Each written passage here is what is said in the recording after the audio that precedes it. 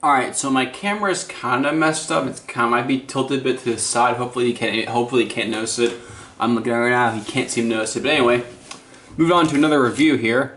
This is Titan's Return Blurr with Hyperfire, I believe. We'll go over that in a minute, but this is the only Titan's Return figure that I own. So I'm not well versed in the line and how the main gimmick works, but it is a pretty good figure, worth getting in your collection. Good mold, so we'll go over it. As you can see, it is basically an homage based off of Generation 1 Blurr, not directly G1 Blurr, because the coloring's a bit off. It's not the same shade of blue, it's more of a turquoise, and it's not really the same shape either. Like, these parts kind of go all the way back instead of being outward and whatnot, but it's basically, you can tell, like, almost in a way, G1 Blurr. If we can look at it. Nice coloring going on here. I love the sleekness of it. You can see there's some molded and gray detailing right there. Very flat, nice Autobot symbol. Back here, you can see some molded stuff. You can see, well, there's a thruster, but it's blocked off by another thruster. That's just for a transformation illusion. Nice back. You got 2 thrusters here, and then these would look like, so yeah, 4 thrusters at the back. This thing, how fast does this thing go? Good lord. I mean, it is Blurr, so I expect it to go pretty fast. You got the tail fin, the classic tail fin, which is fake, does not form his head, but you know, still a nice tail fin. Even got that gap in between that was on the original G1 design. Nice touch. See what else is there. On the bottom, mostly just robot junk. You can see some detailing that, you know, whatever. But how well does it roll? Rolls pretty nicely.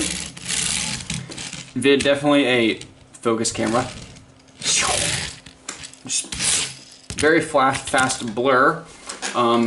Has a few gimmicks. One, I'll go over the main, what was the main gimmick for Titan's Return. These little, like, headmaster dudes. If we can zoom in, I believe this guy's name is Hyperfire. I am like 99.9% positive that this dude is named Hyperfire. I might be wrong, I don't know.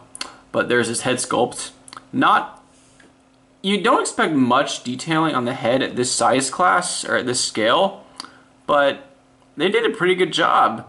He has a visor, has a mouth, nose, little top hat. Not a bad job on his head, not gonna lie. Some other detailing on his body, like some silver on his arms, silver on his legs. Overall, not a bad looking dude. His posability is limited, you know. Ball jointed head, ball jointed shoulders that can kind of move out, you know, like that. That's about it. They go up, that's about it. Legs are completely jointed, so they can go like this, but you know, doesn't have any real motion. And on the back, well, there's Blurr's face just on the back, so there's that, but that's what you get with the little mini headmaster. So he can do a few things. One, he's got 2 holes on his feet, and there are 2 pegs right there. So what you do is you can peg him on, and he just stands there, which is really awkward. I mean, this is Blurr we're talking about. He goes like really fast, like he's like the fastest Autobot. This guy just standing on top, I'm pretty sure he would fall off unless he doesn't, which I'm pretty sure one of Newton's laws of motions is now broken because of that. But I mean, it's Transformers, sci fiction, you can do whatever you want. Sure, maybe he's got some special boots or whatever. Don't throw him. Another gimmick is the hatch opens. As you can see, a little seat in there. You can position Hyperfire to, like that, sit inside. Come on, sit. He does peg in a certain way. At least he's supposed to. Come on. You go in there. There you go. See, now he's in there. And that is good for storage, because you can just have him, if you want to keep him in his vehicle mode, you can just kind of have him in a bin without having to worry about losing Hyperfire, because he'll just always be in there. That's really cool. He also comes with this really G1-esque gun. I really do like this blaster. It's very sniper-like almost, without a scope obviously, but it's very long and, you know, very, looks like it'd be a very persistent and accurate gun. Or precise, I should say. Use words correctly. You can place it on the side, like there's holes on the side for it to go, like that, if you want to. But I think the best way to do it is there's a hole in the bottom of the sword, or the gun. Use words, dude, come on. And it pegs on the bottom here, so it just looks like that. Get it straightened up. That, in my opinion, looks a lot more professional and realistic. Having him drive like this, have a gun just underneath, you know. I like that. It's not perfect, but I do like the way it looks, and it's definitely a lot better than, like, I mean, that. Another thing you can do, and this will kind of get into transformation here. I'll take Hyperfire, put him off to the side. So I guess we'll start with transformation and remove these side panels. They come out on hinges here, like that. And you can kind of remove this. I don't know if this is actually, so you can kind of remove it, plug them back into place, and come on, so there we go. So leave it like that. If it'll focus again, get a sip of water. But you take this and you prop this open, and it creates like a little plank, or not plank, but like a seat. So you plug the gun in like that, sit it down, get Hyperfire in his little seating position, and he sits. Or maybe it's easier to sit him first and then, come on, don't bump the camera. There we go. Yeah, because he's designed to do it. He can do that. I mean, it looks okay, but then I think you have the option to plug it in the side here, so come on. Don't move that. It becomes a sidecar, if we can move that out of the way. Yeah, it becomes a sidecar. Why is the camera not focusing? Anyway, there we go. Yeah, sidecar. It looks admittedly pretty ridiculous. I can't imagine anyone displaying it like this. So I'm just gonna move on. There we go. Just kind of leave Hyper off to the side. Put that. Get back to transformation. So transformation, we're gonna do like we were doing, plug this back in. Like we had it before, where we unhook this, and then bend this down, and it bends all the way behind his back in a way to kind of create his back, like that. And then you just plug the arms up there, rotate them down, and fold back the fins or the front nose cone to reveal the hand. Very easy, very straightforward. And then what you do is you open up the cockpit, fold in the seat, and then close the cockpit. That's a nice touch. Move that out of the way, getting the legs, open them up, fold down, fold in the leg, bring down the foot, fold this down, fold in on this side, fold in the tail fin, close the leg, fold down the foot, stand them up. Come on. Some of the ball joints on his legs are a bit loose, not gonna lie. Stand up. I said stand up. Don't fuck up the camera.